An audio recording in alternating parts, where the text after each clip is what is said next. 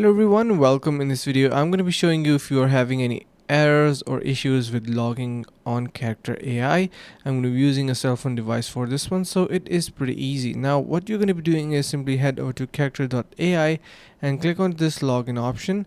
Once you do, you're going to be making sure that you have an account already. If you do not have an account, click on this sign up to chat.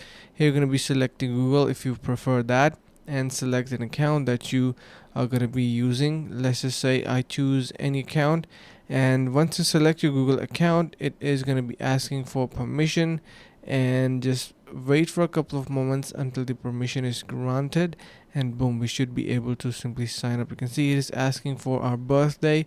Enter in here your birthday, month, year, and yeah, so gonna be putting in here this information. Sorry about that.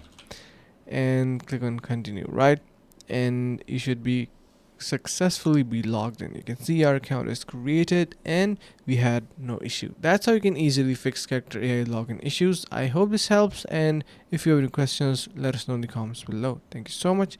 See you in the next video.